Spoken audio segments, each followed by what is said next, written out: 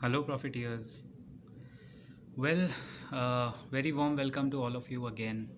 And just a short summary of what's going on around the markets. This is not going to be a very big video, but just to give you a perspective in the live market hours, the US has passed $1.9 trillion ka stimulus. Now, what does that mean? What do we understand by it, and how does it affect us?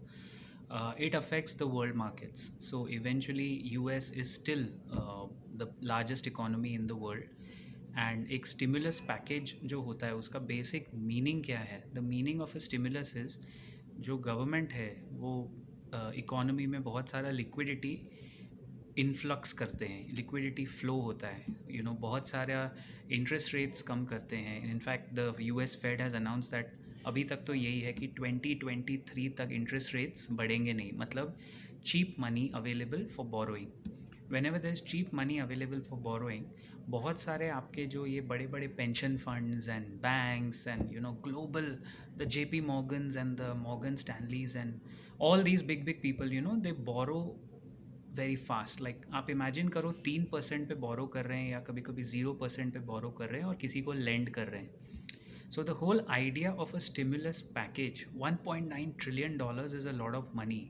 अगर मैं आपको Indian rupees में बताऊं, so India's economy is $3 trillion. सो आप समझ लो जितना बड़ा अपना देश का जीडीपी है, 65%, 63% of that amount the US has actually pumped into the system. The US economy is roughly $18 trillion. China is $12 trillion. We are 3 trillion. We are still the fifth largest economy in the world. अब आप बोलोगे ये सब ज्ञान हमको क्यों दे रहे हो यार, हम लोग तो इन्वेस्टर है, हमको अपने को क्या लेना देना है ना. I'll tell you where it matters to people like you and me, even if we are a retail investor. अभी हो क्या रहा है, एफ के पास जो इतना ईजी मनी आ गया है, the flow of liquidity and easy money, वही पैसा आपको मार्केट्स में आता हुआ दिख रहा है. तो इस पैसे की वजह से more than the quality stocks, बहुत सारे ऐसे स्टॉक्स जो आपको कभी चलते हुए नहीं दिखेंगे, lot of stocks are giving you fresh breakouts. Lot of new scripts are coming out and they are giving us fresh breakouts. So बहुत सारे इन्वेस्टर्स के माइंड में ये आ जाता है कि अरे ये स्टॉक अभी अच्छा हो गया, it was in sideways for the last 10 years और सडनली उसकी कुंडली चेंज हो गई. ऐसा नहीं है.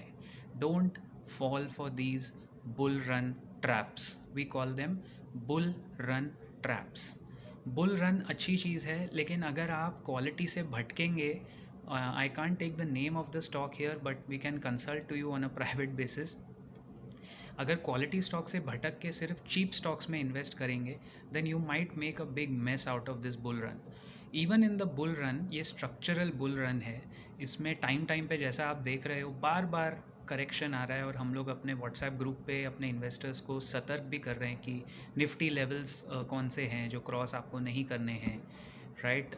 मतलब आपको you have to kind of hedge your position and just see what levels are crossing and what are maintaining.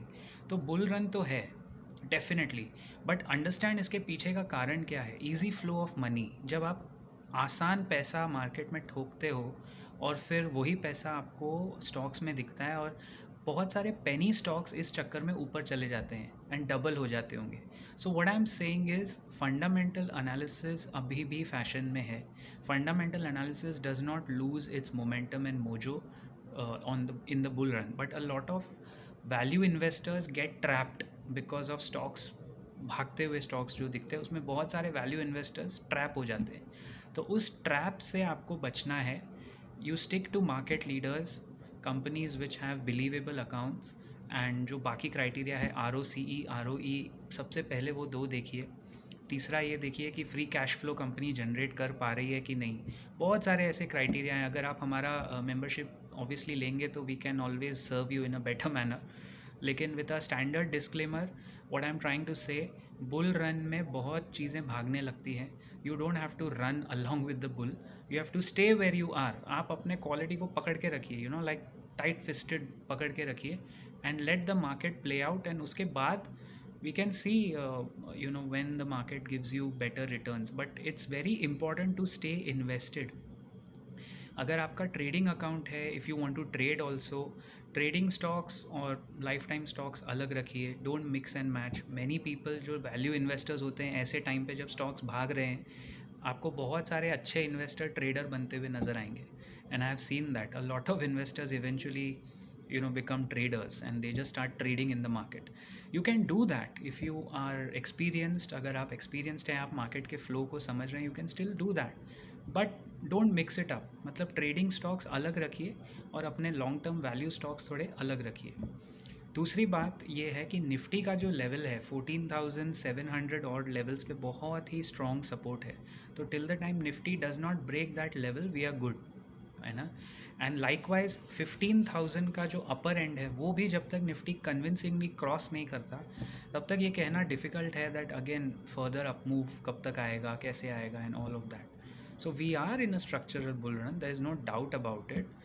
All the signs are classic signs, but beware of free money coming into the markets and uh, don't fall for stocks which are taking advantage of this situation. बहुत सारे stocks इस situation का advantage ले रहे हैं. Promoters, बहुत सारे promoters अपनी कंपनी खरीदने लगते हैं, which is actually a good sign.